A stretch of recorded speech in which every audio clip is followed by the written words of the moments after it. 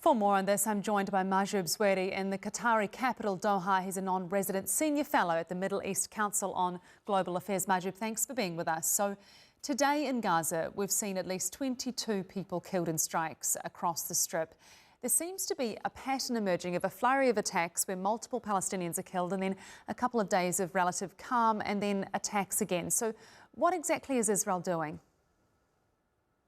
Isabel, it's obvious that Israelis has acknowledged the fact that there is a ceasefire or end the war in Gaza, but however, they have started what's so-called, what I call it, the state of the war, which basically maintain or provide Israel with the support to do whatever they want according to their justification without paying any political price.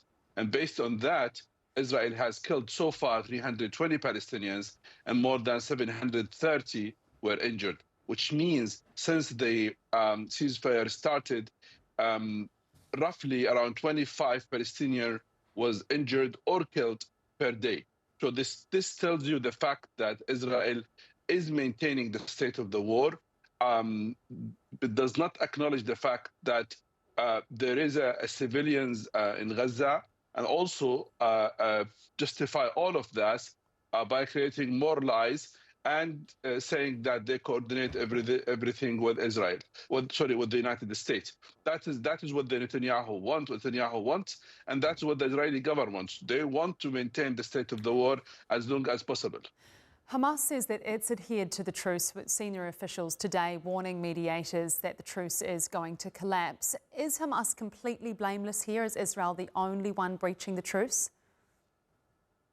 Well, I think we have not heard any, I would say, an event started or initiated by Hamas.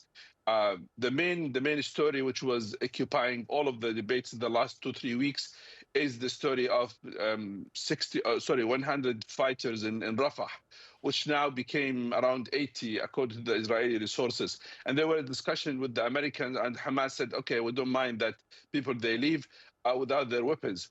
And that was an indicator that they are willing to coordinate anything with the United States to end the Israeli concerns. And more importantly, Hamas has a great interest to end the war because they don't want to see civilians killed. Because now the weak point in the whole story, the whole scene, is civilians. I mean, in the last just 3 days, 12 children were killed and 8 women. And this tells you who are paying the heavy price of the Israeli attacks. Yes, Mahjoub, I'm glad you mentioned that because I wanted to ask you about that. UNICEF says, of course, 2 kids have been killed every day since the so-called ceasefire started. So what kind of foundation is this for moving to the second phase when the terms of the first phase have been broken nearly daily? This reflects the Israeli concern of moving to the second stage of the ceasefire. Israelis are worried because second stage has more commitment on Israel. Israel has to fulfill its commitments when it comes to withdraw to the what's so-called red line, and they have to allow the what's so-called the international forces to locate themselves on the places in Gaza, and they have to allow more aid and start what's so-called reconstruction in Gaza. So there are more commitments Israel has to fulfill, but that's the reason why they delay. Most importantly, they are worried about what's so-called the weapons of Hamas.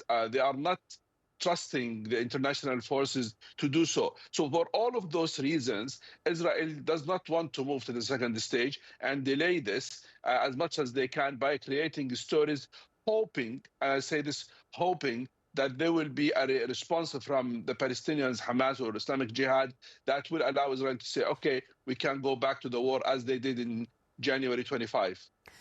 Mahjoub Zweri from the Middle East Council on Global Affairs, thank you so much for your time. My pleasure.